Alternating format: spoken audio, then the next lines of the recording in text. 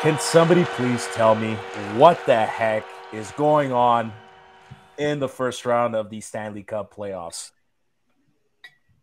I have never thought in my life I would be struggling emotionally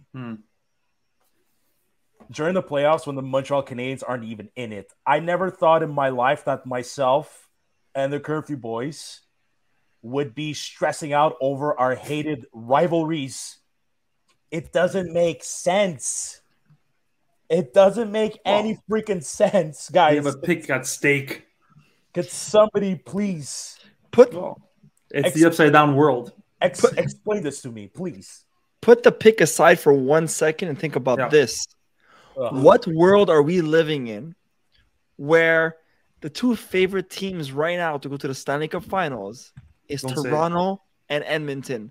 Two Canadian teams. So not only is it two Canadian teams predicted to go to finals, but also Toronto is part of that prediction. Yeah, but they were predicted a few times to go to the finals.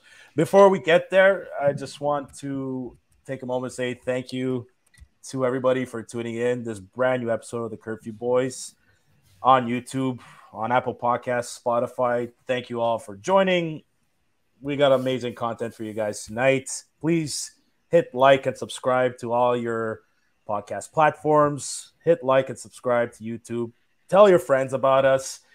These are exciting times, supposedly, but tell your friends about us, your fellow Habs fans out there that are struggling just like we are. Sammy with Zook, Anthony, and my cousin Chris filling in.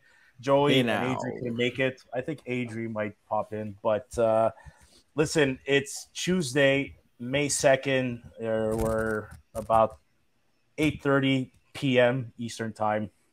Round 2 is beginning as we speak. It's already 2-1 Florida. I know. It's 2-1 Florida. We're gonna get to that.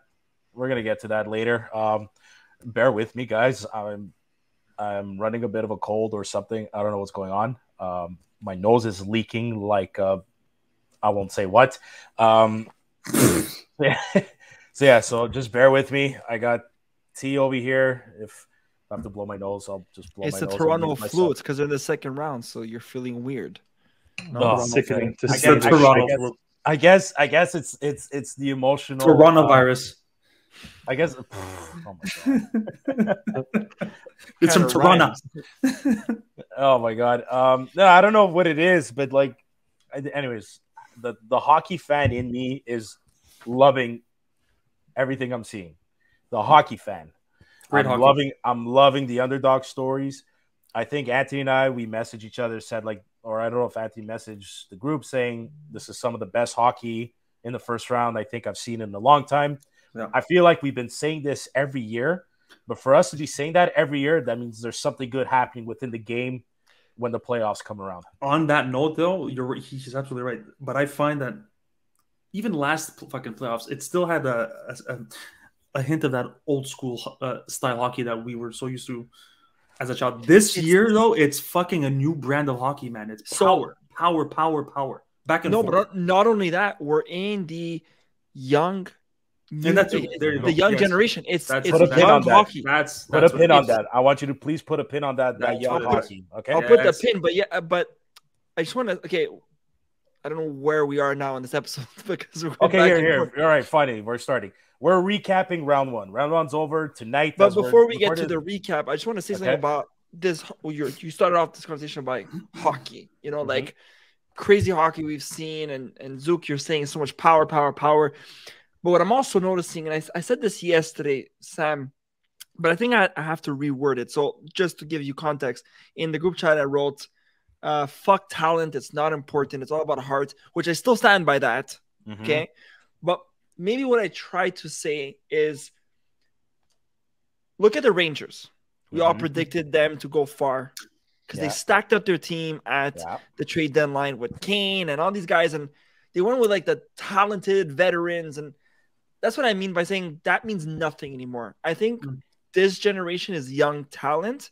And that's why I keep saying that I don't predict the Habs to wait 8-9 years to win it.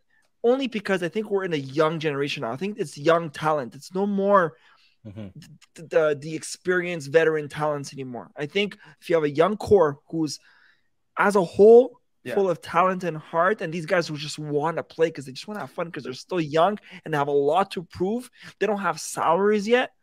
This is what we're seeing with New Jersey. New Jersey's all full of young players. They have a lot to prove, and they go beat a team like the Rangers. They were last place last year. They were rebuilding their team. They were. But look, they're rebuilt. Yeah, they were the 7th last, and they ended up being the 3rd overall pick. But they're in a rebuild stage, and now they just beat a Rangers team who's stacked up. So that's what I mean. What I meant yesterday by talent sucks. I meant, trade deadline, they went to go stack up their shit with veterans and talented, high-end paid players. That means nothing anymore now, I find. I think now it's, keep repeating myself, sorry to say this to fans, but young talent is what it is now. It is, but there's so many factors, Anthony, that we all need to understand and realize. The stars got to be aligned. Like, you have to be near perfect for 16 games to win the Stanley Cup. 100%. New Jersey's still far from showing anything. And there's one thing more than ever, and we've always known this, but so I'm glad you kind of saved yourself, like, because we were gonna have a very good debate. My counter to you before you said this was gonna be like, I really want you to find me a Stanley Cup champion within the past. Let's go even way back into the early 90s that had little to no talent. Okay, but name me everybody in New Jersey right now that's veterans and experience. No. Hold on a sec. My point is that it's like every team that wins has extraordinary talent, but every team that loses has extraordinary talent. I might go as far as saying the 1993 Montreal Canadiens that won the Stanley Cup probably on paper compared to every other Stanley Cup champion. How many Hall of Famers were in that team, dude? A lot of them. I can only think of Patrick Waugh. Like, Patrick Waugh was the X factor. He was. Who was in that line? Turgeon was not there. No, after not Turgeon. Renault and Muller. Guy Carbonneau. I don't Carbonneau, Muller. Is Muller in the Hall of Fame? For the life of me, I don't think he's in the Hall of Fame. It's just Carbonneau and Patrick Waugh that I can think of. Is it Mark Recchi in the Hall of Fame? Sorry, Mark Recchi did not win the cup with the Canadiens. He was not in the team. No. So I'm going as far as 93 to say that that Montreal Canadiens on paper, if you were to compare them to every single Stanley Cup champion that came after them, even up to this day, maybe that roster lineup is the least, I'm going to say, talented, but they had Patrick Waugh, who was the difference maker. That's why he won the Conn Smythe. That's why, and they beat Wayne Gretzky, Luc Robitaille, Rob Blake. Marty. It was like had the Habs won in 2021, we would have said the same thing because Price was there. Was phenomenal. Our team was not as good as Price. We also all need to realize that yes, it's not so much the most talented team, it's the healthiest team that wins the Stanley Cup. Okay, streaks happen randomly, dude. Like streaks happen randomly. The New York Rangers, Anthony, if you were to ask their fan base, where the fuck was Mika Zibanejad? Yeah. Where the fuck was Artemi Panarin? Okay, Kane did okay. He didn't do great. He did okay. Tarasenko, not so bad. Adam Fox was probably their best defenseman. Jacob Trouba. Lafreniere. Where was he? Lafreniere needs to not be on the third line anymore. It's okay. Soon he's going to be doing a professional tryout with Jonathan Drouin in the West Coast. Okay. For free. Did you? I love George Larac, but did you hear on French radio? He said that if the Montreal Canadiens top pick is 6th overall, that he would actually trade that for Lafreniere. Get the fuck out! I don't. Get out of here! I love George. I love George. It's his opinion. That's fine. Trade for Lafreniere. I disagree. No, you don't trade that pick. But Anthony, the age factor. You're on fucking point. Okay, the average age. I didn't actually calculate, but if you look, Zibanejad, Panarin, Kane, Tarasenko, they're all in their early 30s. The New York Rangers, the New Jersey Devils, pardon me, they're all in their mid 20s. Fuck. Toronto tied it up. And it's 2-2. We'll get to that later. Seriously, there's another series we need to talk about in terms of age, but who in the first round, guys, are you surprised? Are you very surprised that won? And who are you not so surprised that won? Let's hear Chris. I haven't heard you say anything yet. Hey now. No, just hey now, indeed. No, look, obviously, it's got to be Florida. It absolutely has to be Florida, especially the fact that they were down 3-1 and they came back, and the way that they came back, and the way that they went through, the way that they eliminated the President's Trophy winners. That's something that goes without saying. I thought it was absolutely insane that Seattle took out the Stanley Cup champs. Ooh. Those, I'd say, those are my two standout picks. Okay. Yeah. I think like, I hate to say it like this. I have a feeling that everybody's going to say pretty much the same thing, but I think the biggest surprise were just how many injuries and just the lack of energy for some of the teams that we expected to come out flying. And again, that's Boston, that's Tampa Bay, and that's Colorado. Those three teams, maybe not Colorado, but when you're watching Boston and Tampa Bay play, they look gassed. And obviously the injury lists came out. Maybe one of you can elaborate on that a little bit more. But the list of injuries were crazy, and there's maybe a little bit of understanding why those teams were underwhelming. But seriously, Seattle and Florida, hats off to you guys, because that's a really, really big surprise just to be staring at on any hockey website or whatnot. Yep. I mean, like I would say exactly what you said, Chris. You know, New Jersey was a big surprise, and Florida was a big surprise for many reasons. You know, we all said our predictions at the beginning, right before the series started. We all said conference finals was going to be Rangers and Boston. We all said that, and you know, and not only that, you said something about Florida, Chris. You know, being down 3-1 and beating the President's Trophy Cup, but not only that, they squeezed themselves into the playoffs. They were far from it in the last, month of hockey. So to me, I see the Florida Panthers, and if they do go far, the LA Kings from 2000 and absolutely. What year was that? Where they just came out of nowhere, made the playoffs, and won the cup. Was it 2012? Both times. 2012. It was 2012. Yeah. Yeah, that's because Jonathan Quick was on a fucking hot streak, and I think Bobrovsky is in the same boat right now because didn't he come on the third game 3? Yeah, he did. He had Alex Line playing the first two games. Yeah, and then game 3 of Bobrovsky, and that's again we keep having this debate with Zook, or I don't know who it was, but that goalies mean nothing, guys. I think goalie is a big part of the playoffs because. Even yesterday, you know, the New Jersey goalie, I can't say his name, Schmidt? Saying it right? Wow, saying it right. Yeah. You said it better than... Unreal, huh? Than Saint-Martin. You know? Look how hot he was, you know? But both goalies were hot yesterday because, not for anything, I thought the Rangers-New Jersey game yesterday was going to be going overtime at 0-0 at one point, and then Jersey just broke out. But, again, hot goalies and that streak that comes and goes, but when you're in that streak... I think Florida right now has it, but again, we're still too early to talk about it. But that's my big surprise. Yeah. Well, two things, if you don't mind me interjecting. The one reason why I didn't mention New Jersey, look at it from a historical point of view. New Jersey tends to have the New York Rangers number every single time. I don't know why. It's nuts. But it's just a historical happening that New Jersey tends to beat the Rangers. The other thing that I can't say that I'm entirely surprised. I'm gonna throw this question out. Even as a hockey fan, whoever's listening, try to take a guess before this comes. This is my opinion. What would you guys say is the statistic or something that you're looking at that you would consider to be the most important going into the playoffs? Me, it's the goalie. No, for a statistic you're talking about, I would say the team that gets the least penalties.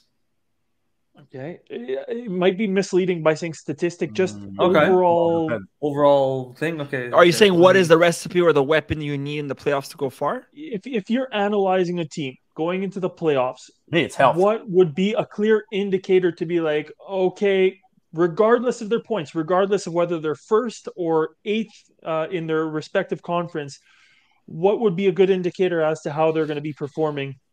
To me, I'm sorry, and I keep saying this, is the hot goalie. And look at the trend.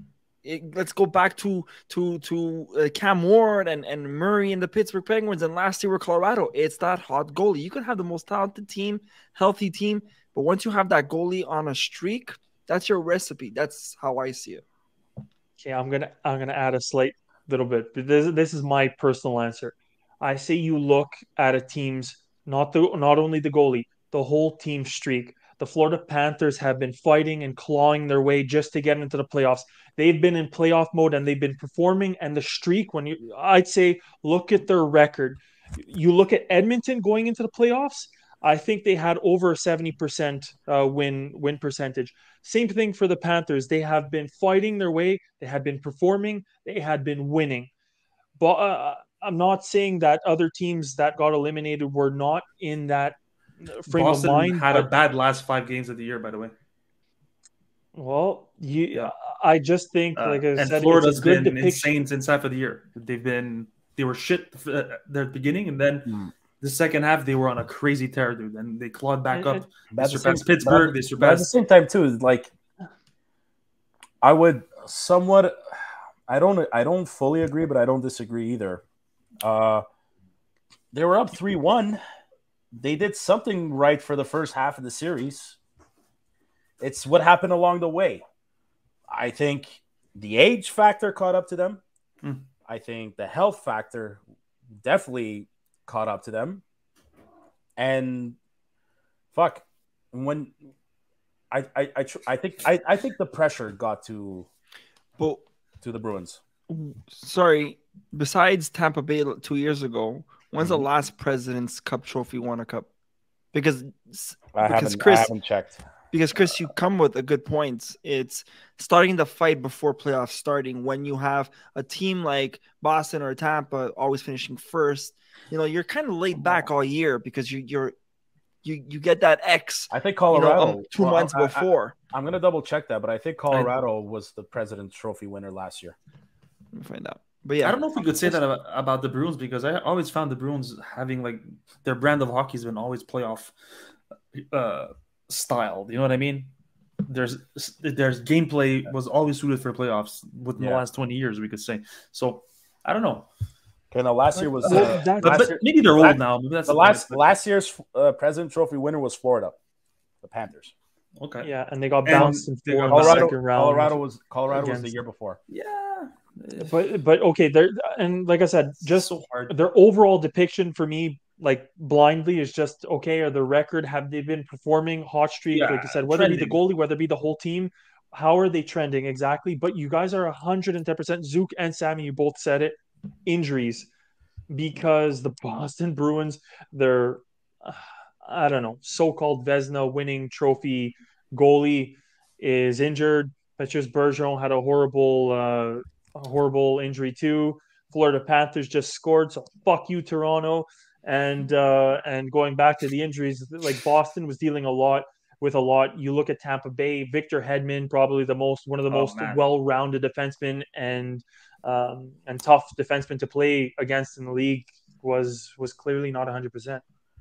It's a tough goddamn league, man. Dude, this is why they say it's the one of the hardest trophies to win in sports. It's insane. It's the proof is in the pudding. So let's we talk about Rangers and Devils. We talk about Florida and Boston. Let's move to the Toronto Tampa series. Were you guys surprised of how it ended? Yes. No. Disgusted. Because I don't. Besides, okay. No, I was not surprised. You weren't surprised? In my heart, I wanted Tampa to win, but I knew Toronto was going to win. Okay. Why? But I thought they were going to win in 7, not 6. Why? Okay. Now, because Tampa's not the same team. That's what I was just going to say. Toronto never won a fucking first round. Like, yeah, but it's going to end. He's more than age. It's going to end. But it's going to end eventually. Look at the odds. Go, Anthony. Sorry, before we. No, you said it. You said it. Tampa's not the same team, but not only that. Okay, I thought Toronto was going to win because yes, they had to finally break the ice and whatever. You jinxed I it, still Anthony. think that Tampa has it in them, but they're not the same team. But not only that, do you feel like Toronto even played well? No. Their last They 3 fucking showed- goals were shit. They showed a statistic too. The teams that led the least amount of time in terms of the score, the teams that led, fucking Toronto was the lowest out of all the fucking teams. No, but They score these piece of shit goals off of skates, off of this and that. I fucking hate this team. I hate them. no, Like, man. Toronto tied the game with a minute left, one game, and then went in overtime. No, was down 4-0 and came back. It was that game. It was game 4 when they were down 4-1. When they came back, I knew there was like momentum. No, they're gonna. Anthony said it. Boom! Moment. Who said? Did you say momentum? Anthony, he said it in the not the Slack in the WhatsApp. Yeah, but it was. It is. It's momentum. Same thing happened with Florida. It has to be. Florida had momentum. They were. But that's when coaching. No, that's when coaching should be. Come into play. Momentum is real. It is real, but they didn't follow through the next game after that 4-1. No, but you.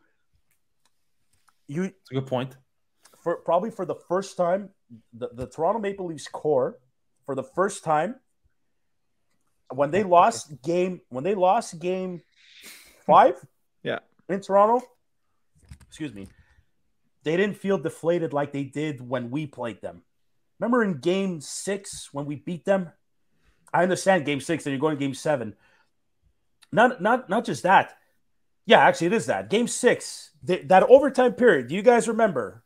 I think they got dominated. Canadians got dominated. And then one bad mistake, turnover, Kotkaniemi scores. We knew. Galchenyuk. We knew happened. Yeah, no, but even and that Galchenyuk giveaway too. Yeah. To Suzuki and Caulfield alone, they scored that. We all had. I'm like, okay, hold on, wait a second here. He was thanking us for picking felt him. It for the first time in this team's life. I don't think Toronto felt deflated. My balls are hurting hearing this. Yeah, I want to cut my tongue off for saying this. Yeah. You want to know who I think was the key factor to the Toronto Maple Leafs? Don't say it. I know what you're gonna say. They traded for him. No. Oh no. Oh, O'Reilly. Ryan O'Reilly, man. I'm telling you, he's like a Perry for the Habs. I think that guy literally. Yeah, he's definitely a playoff. Take the C off Tavares. I don't give a fuck if he scored the game-winning goal. Yeah, take the C off Tavares and put it on that guy. I love Ryan O'Reilly. I always loved him. I'm gonna say this. I have a obviously the Maple Leafs core, like you're saying, actually performed for the first time in their playoff lives. But there are two very, very important factors. Number one, if Vasilevsky played that kind of hockey against the Montreal Canadiens, we're celebrating our 25th Stanley Cup win. It fucking pissed me off to no end that's how he performed, because it was so disappointing to see the soft goals that he let in that he has never let in any other playoff series, and that's why Tampa Bay has not been kicked out of the first round since they screwed up and they did that choke job. The second element, talking about players being injured and everything like that, no more Ryan McDonough. Ryan McDonough is a player that punishes the shit out of players on the back end. Victor Hedman was out for at least a game, if not 2. He missed half the game, but Tampa still won. Game 2, he was out. They got a beating. You're missing another key player, guys. Game 3, but he was injured. You're missing another key player, though, to the equation there, Chris. Having Chernak there. He's in Seattle right now. No, he's in New Jersey. Yanni Gourde? That's a key player. Yeah, playoff. No, but the guy I'm thinking of is in New Jersey. Who? Andre Palat.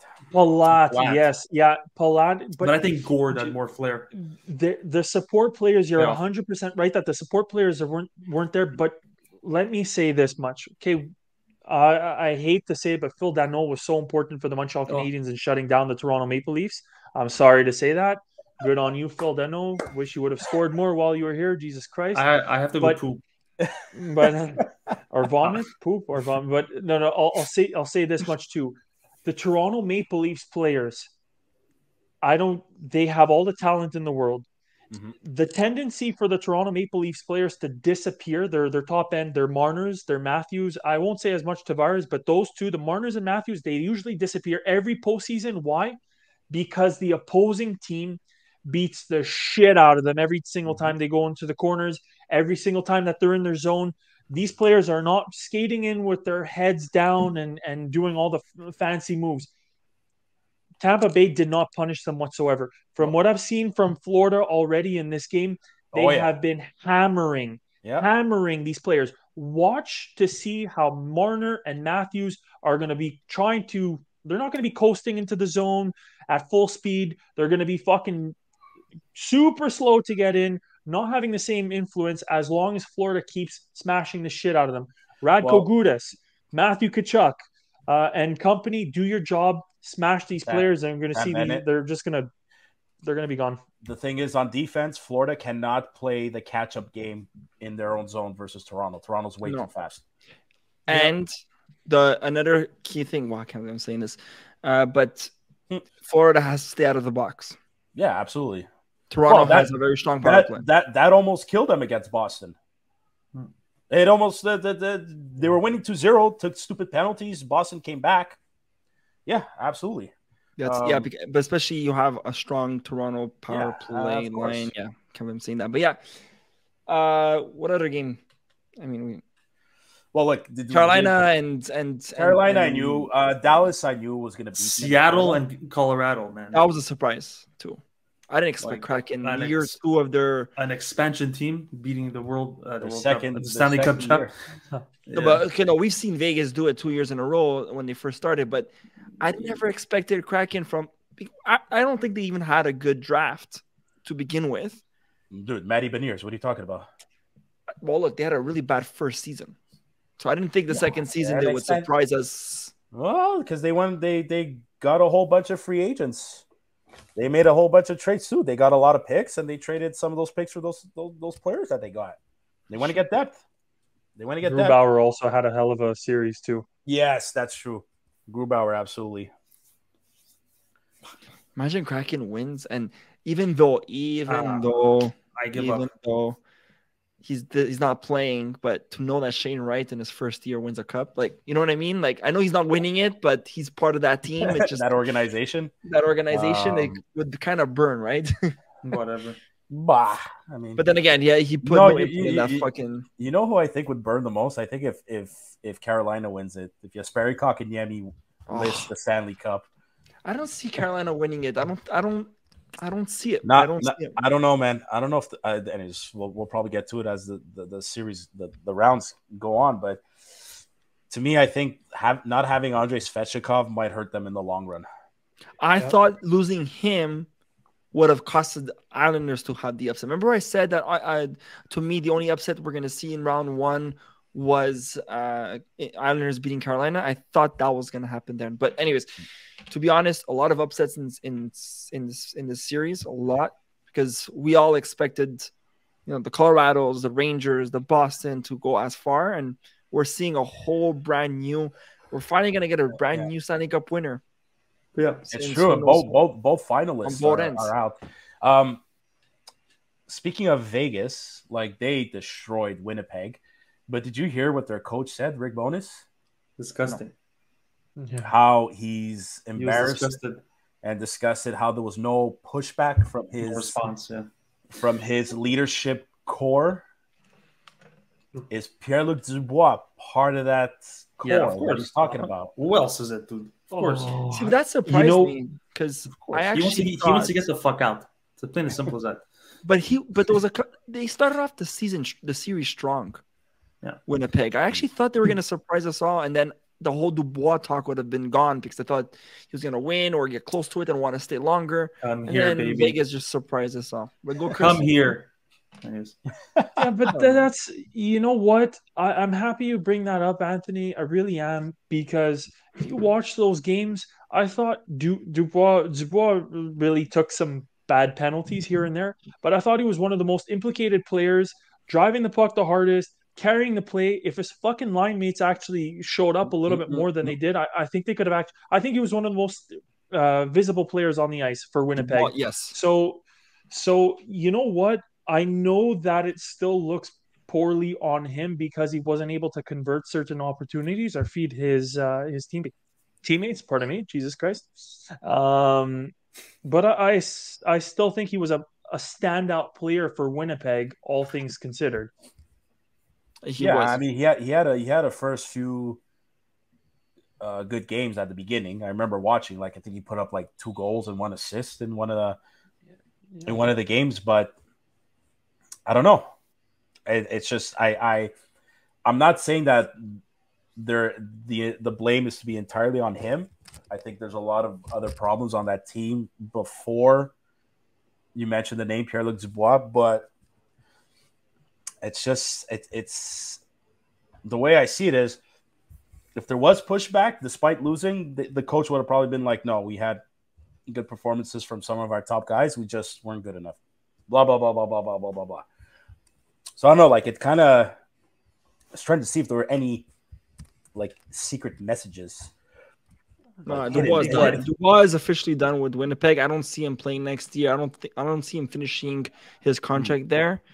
Do I see him coming to Montreal? I don't want to have this topic conversation right now. It's not the time to talk about him again. But yes, just I thought, and I said this, I don't know who I was speaking to, but this playoffs, I said this, and even, you know what, 690 said it as well.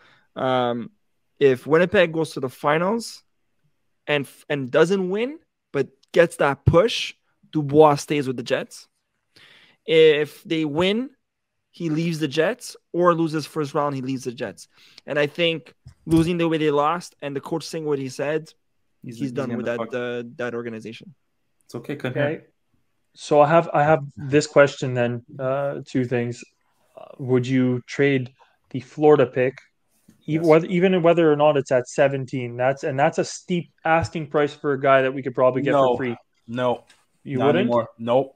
After what I saw at the U18 men's tournament, nope. No. A lot of good players that are there that are drafted that are going to be going between 10 and 20.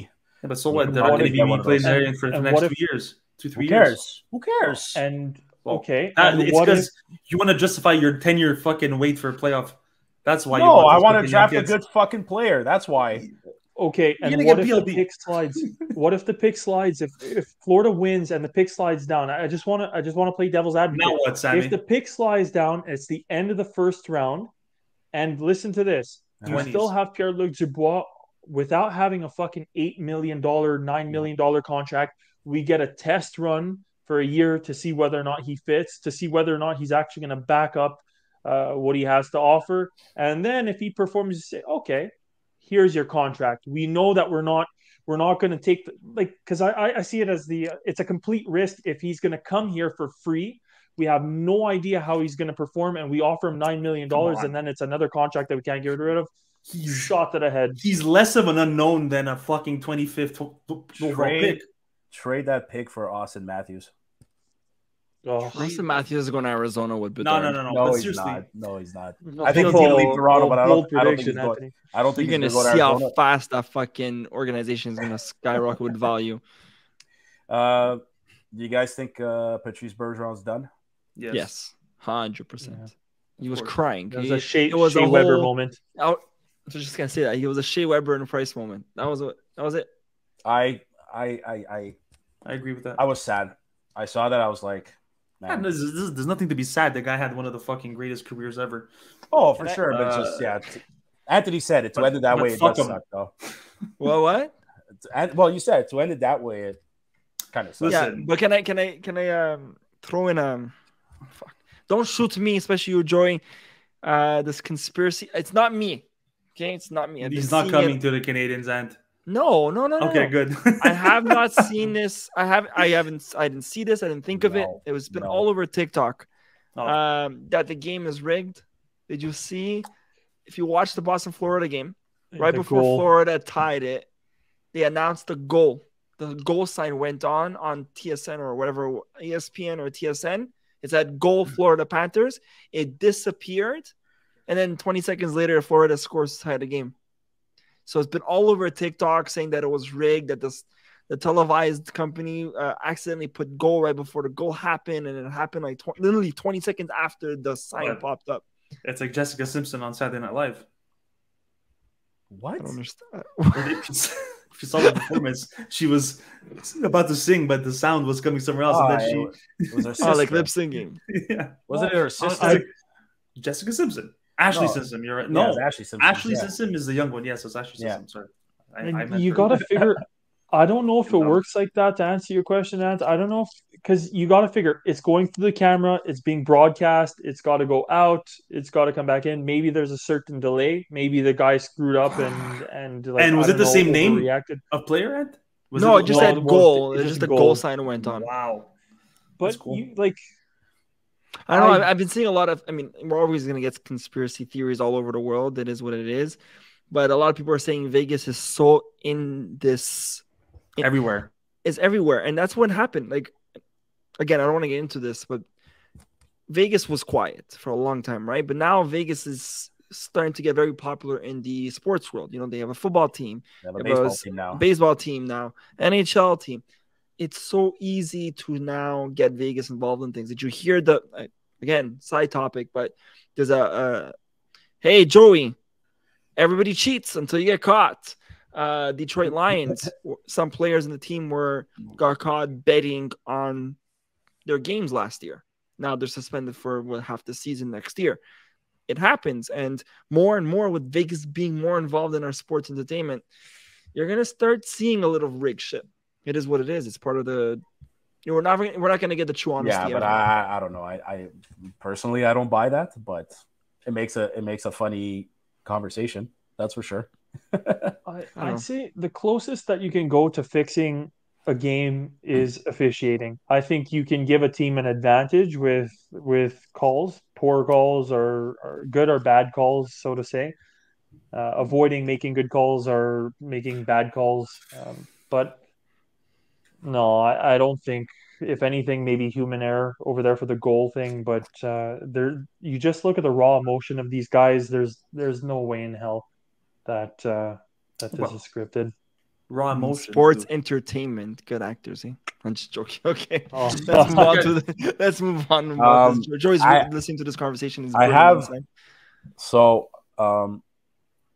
After Jacob Trouba delivered that monstrous hit on Timo Meier, there's been so much controversy today and mixed reactions. Okay, so you guys know me. You guys know a bit how I played the game when I used to play contact. I used to play contact. So yes, Sammy, who's your idol? I'll get there. I'm not just a guy who's commenting how I think hitting should go. I've done it. I've done it myself. I've done it double letter hockey. I haven't gone higher than that, but I did play it. I know what it's like to get hit. I know what it's like to deliver a hit. You have to keep your fucking head up. My favorite defenseman was Scott Stevens. And come at me all you want. I don't give a shit. You ain't going to win. You definitely weren't going to win against Scott Stevens if he had you lined up. Was the sound used to make? Down. Scott Stevens. Boom. Remember you see. Yeah. So fucking guys. And the best thing is that Jacob Trouba did it in New Jersey. Yeah. Like he did it in New Jersey. Those shades of Scott Stevens in that hit. I'm going to say this now, people. You could disagree with me if you want. You know what? Sorry, but facts do not care about your feelings. Okay? It was a legal hit. As per the rule, it was a legal hit, yes. It's a legal hit because Timo Meier had his head down, but he was leaning forward. If Timo Meier would have been slightly standing up, Trouba is going chest to his shoulder, tucked in, no elbow sticking out, no shoulder popping out, clean. It's going to his chest. Okay? You also have to consider Trouba is taller than Meier. The height plays a bit of that difference. You don't like seeing someone get hurt. That's fair. That's fine. We all feel the same way. I don't want to see anybody get hurt. But this is part of the game. Okay? I'm sorry. I hate how some of the snowflakes in the society are like, we need to take this out of the game because everyone is accusing Trouba that he's trying to injure Meyer. Cancel Trouba. So shut the fuck up. He was not. He's trying to separate the guy from the puck. there was someone on 690 today who analyzed this play, and he actually gave a very good explanation about it. And he spoke to both sides of the spectrum about this hit. Now, I'm not going to talk about it because I do not remember, so I don't want to say something that. You had me all excited. No, but he did say what you just said, that it was a legal hit on paper in the rule book. Yeah, it was a legal hit. Yeah. But then, based on positioning of where the puck was and the character of Trouba, his history of hits, it kind of looked like he was going there to injure and not play the puck. So he was talking on both sides, and he did bring up a very good point. I'm not saying to remove hitting or what happened there was wrong. The guy did have his head down, so right away that's your X'd. You fucked up. Meyer had his head down right there, and that's number one wrong. I think Trouba gave a legal hit, but it seemed, based on positioning and everything, that there was intent to injure and not intent to play the puck. Based on, and again, I disagree. I disagree with that. No, but yeah, I don't remember what he said and why. Okay. He did say something that made me like, but I don't remember it, so I'm not going to say it because I don't remember what he said. But that's the point of hitting. You need to hit the guy hard enough to get him away from the puck. You know what I mean? I saw somebody tweeted, "Oh, maybe if he would have just stood there, it would have been okay. Just stand there." What are you fucking talking about? They don't know what they're talking about. They don't. It's a fucking. These are professional. It's the game, man. Fast they skate. If Trouba stands there, he's gonna get hurt, or there's a risk. That's it. Look, it's like a lion who stares at a gazelle with 3 legs. He's not gonna go there and pet his belly. He's gonna fucking eat him. Same shit. Same shit with players like Trouba. He saw that, he went for it. It's a playoff. I know there's not much relation to that, but I'm just saying it's his character, because Anthony was saying his character and whatnot is past. Yeah, listen, he did what he did. Playoff hockey, high emotion. He destroyed the fucker. There you go. That's what it is. Yeah, it should just end there. Go, Chris. Go. And I like your analogy. No sympathy, no sympathy in the wild. You take what's there to be had, and I think the most telling thing, and I invite everybody to go back and watch the replay all season long of all the hits. That was the most devastating hit, but of all the hits, the other thing that stood out, I have never seen a guy's arm tucked in so close to his body. Scott, you talk about, again, to the New Jersey fan base, Scott Stevens fucking threw the elbow all the time. Yeah. You look at Trouba too. He has several times this season alone, he has thrown the elbow. That literally, it was like stuck to his body the whole way down. The guy was basically had his hand on his thigh, and the whole arm all the way down was glued to his body, and he just followed through with the hit. Like Sammy said, Timo Meyer's leaning forward, going after the puck. I see no problem with that hit. It's unfortunate that the contact was with his head, but it was circumstantial. And look, you want to know what? If he wanted to fucking hurt him, that arm comes out. And number two, he could have easily ducked down. He could have flipped him over. He could have done any number of things that would have been a lot more devastating. He could have done knee on knee at that angle. Yeah. But he's not a type of player that does that, though. He's not. But you want to know what else I noticed that kind of made me like, it's a clean hit? Who went after Trouba after he delivered that hit? Yeah, nobody. There was not even a penalty. No. It wasn't like the Scheifele hit on Evans. You know what I'm saying? Which one's worse? Which one's worse? On Evans. Scheifele's. Remember Scheifele on Jake Evans? Yeah. You want to talk about intent to injure while separating the guy from the puck? Open net. Like. No, 100%. No, look, like I said, legal hit. You said it, Chris. His elbow's tucked in, so whatever. Again, if you guys want to, I don't know if it's saved somewhere, but there was a very good analysis on that hit on both sides of the spectrum. I do not remember what he said. It did sound that it made sense, but in conclusion, it was a legal hit. He should not get suspended. Because the ref didn't give him a 2-minute penalty. Even if he does, like, the season's over for him anyway. So, but they were saying that like the potential suspension that can happen no. is like 10 games in the first season. Here, I'll even extend an olive branch. Like Scheifele. Well, like, look, Shifley had that. Shifley, yeah, you're right. Shifley ended the series and had first 10 games of the series, the season. That was 5. I'll extend an olive branch here. The handshake line. Did you see Trouba going to Meyer? Yeah. Hugged him, made sure he's okay. And even Meyer was like, I think Meyer admit, yeah, I fucked up. Get his head down, man. I should not have kept my. I don't think he said this. He probably did, but I didn't see it or read it. Him too. He'd probably admit, yeah, I fucked up. I shouldn't have kept my head down, and I should have known that he's on the ice. You need to know who's on the ice when you're playing. You need to know who your opposition is. And I'm sorry to say this, but like, it's just little arguments. Look, you want to have opinions that like, I don't like the way. You don't have to like it. But I'm sorry, you remove this shit out of the game, you're gonna decrease the value of this fucking game. No, the game is done. The game is done. You remove fighting and hitting, it's over. Thank you for bringing up my next point. This is coming from the same people who don't want fighting in the game anymore, and yet they're gonna complain that there's no more rivalry excitement anymore.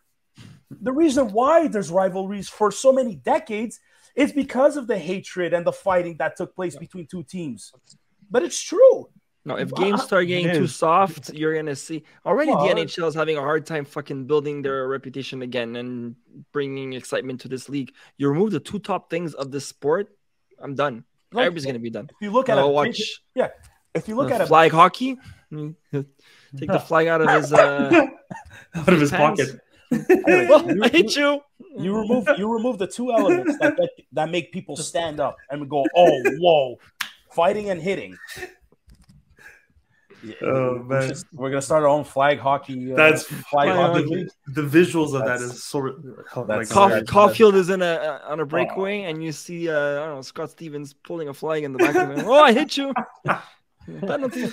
Oh, speaking of just hit, like I just saw Mark Stahl deliver a big hit on Matthews on Matthew Nice, I think. Get in there. No, Matthews, Austin Matthews. Anyways, okay, look, before we get to the round 2 predictions, the ultimate struggle amongst Habs fans right now. No, there's no fucking struggle. Simple as that. Fuck Toronto. No. Yes, there is. No. Man. What do you guys want? Do you want Toronto to lose, or do you want to keep how as a Habs fan even cross your mind that you want to see A, Toronto win, and B, a Torontonian or a Toronto fan smile? I want them to suffer in every way possible. So no, I don't give a fuck about that pick. I won't even say what I'm going to say. Just move on. I say no. Okay. Zook. I want to ask you individually, guys. So, if I'd rather have the Leafs win or get a 17 overall pick, or would you rather have a 3-legged gazelle? Yeah. What's the weakest? I'm kidding. I'd rather. I can't say. Yeah, I'm with Anthony. I can't. You're what? I'm with Anthony on this one. You can't root for the Leafs. I can't. I can't. Okay. Because we're trading that pick for PLD, so it's fine. Chris, yeah, look, goes without saying, I cannot root for Toronto whatsoever. I look at a guy, let's say like Steve Dangle, like I actually have that playing in the background and whatnot. I'm happy that the guy finally gets one podcast where he gets to celebrate a win. Like there's a certain sense of they're actually loyal. They've been coming back year after year, even though they've been losing. I mean, we would have not tolerated that shit here in Montreal. I think we hold ourselves to a higher standard. We expect winning. We expect to, actually perform. But, I'm very sad that we won't have that first round exit joke anymore for the Leafs. And I look at what's happening. You go on to whether it be the NHL posting, any NHL discussion, any fucking single post on Instagram, the Leafs fans, they have no sense. They have no fucking sense of knowing how to win with any class or dignity.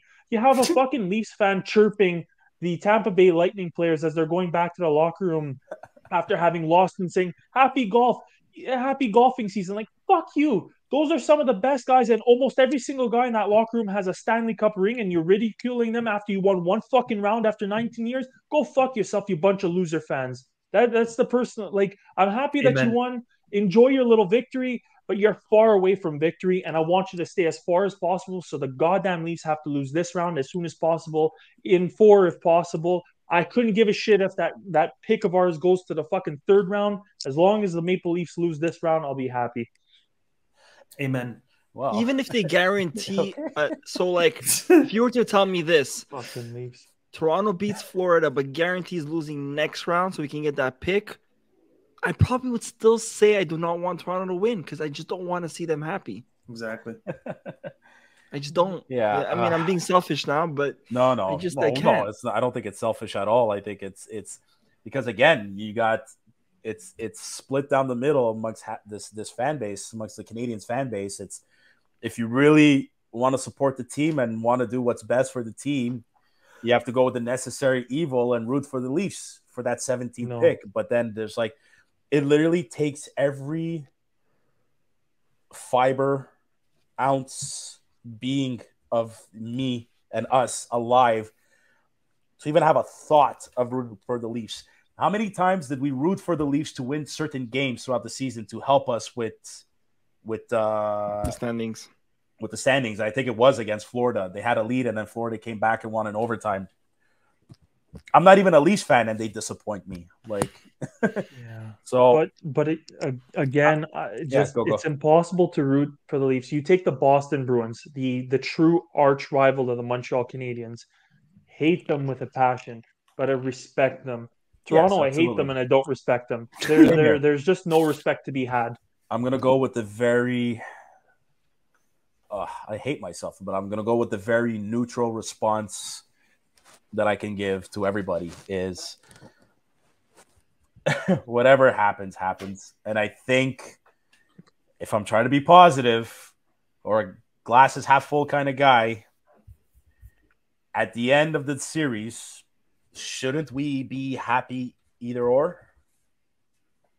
Shouldn't we be happy if the Leafs lose? But shouldn't we be happy if we still keep the 17th overall pick? Oh, that's very optimistic of you, Sammy. It is, but I don't like it. I mean, look, I'll swallow it, I guess. If they swallow it. Let's go with the analogy. If life gives us lemons, we'll make lemonade. As I was saying it out loud, I knew you guys were gonna laugh. Oh my god! Wow. If you can guarantee the next round exit loss, you know what? It might even burn even more for Toronto to make it to the conference and then lose. That might even feel even better because you win as a Habs fan by getting the 17th and losing the conference when they were so close to smelling that cup and you take it away from them. Maybe I'll be okay. But I think the key player of this series, and I guess we'll get there later about the predictions.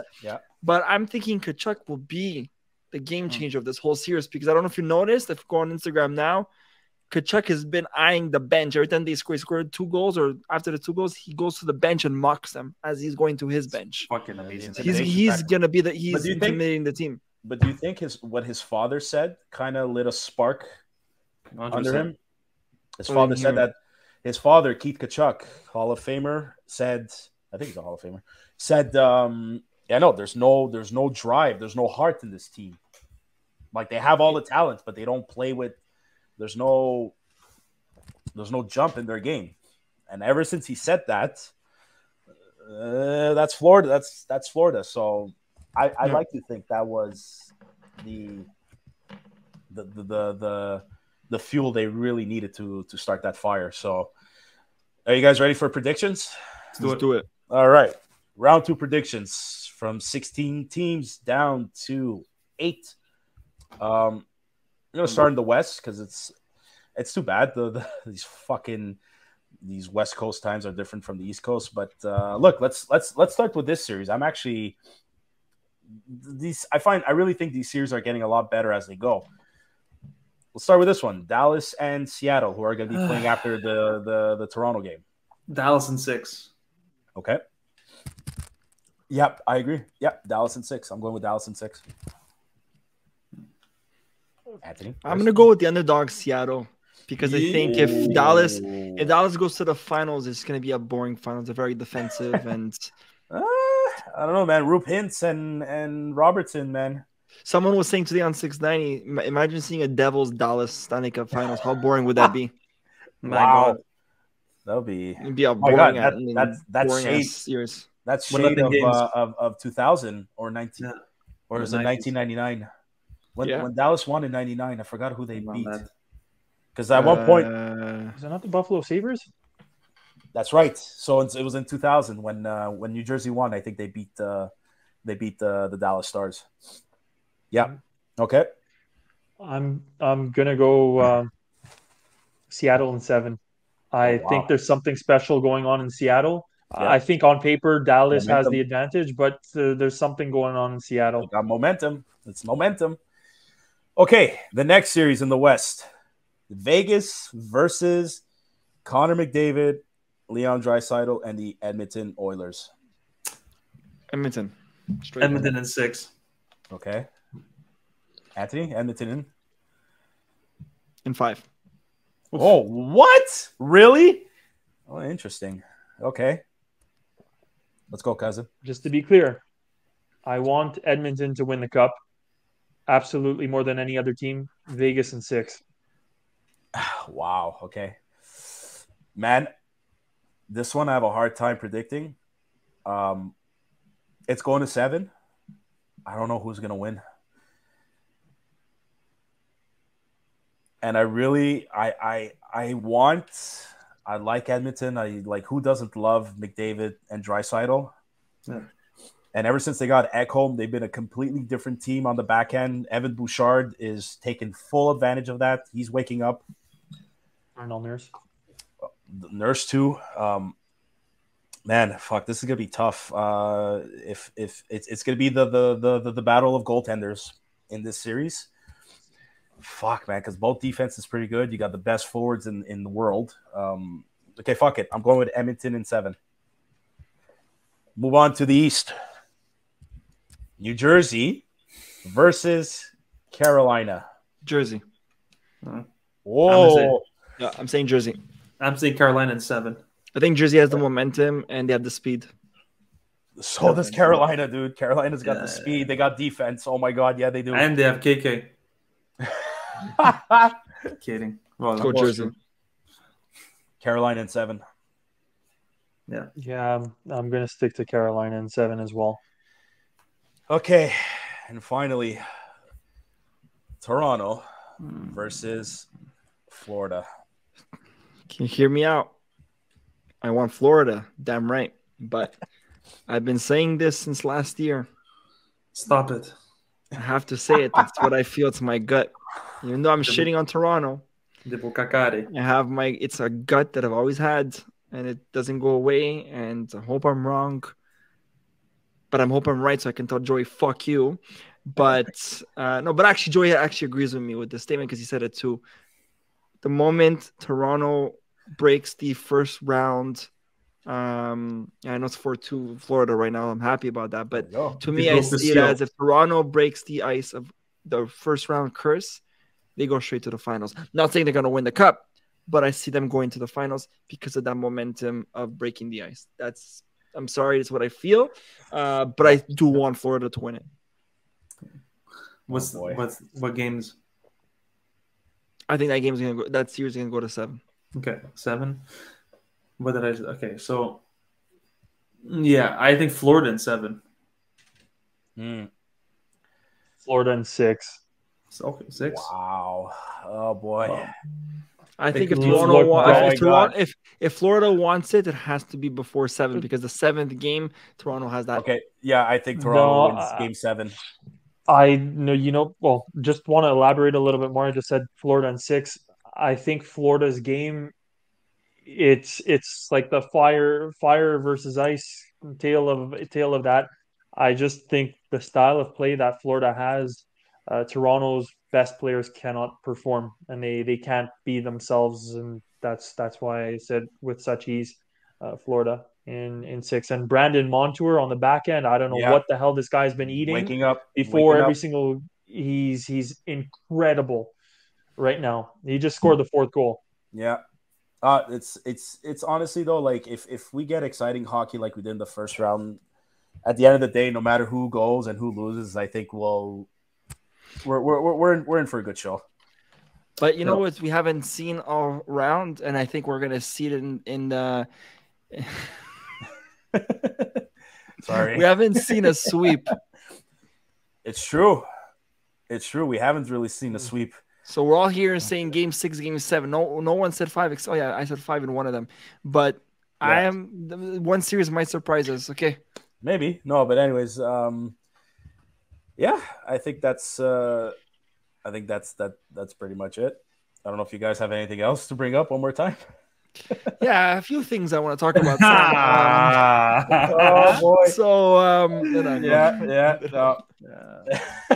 before the podcast started, we actually I know we gotta close it, but before the podcast started, we were supposed to say what elements of certain teams the Montreal Canadiens are missing to bring it back to our beloved Canadiens to wrap up the podcast. Yeah, I don't know if we still have time for that. Hurry it up. I really gotta go. Hurry up. Okay. Well, this has been something that's been driving me crazy from the beginning of the season, just the regular season. Mm-hmm.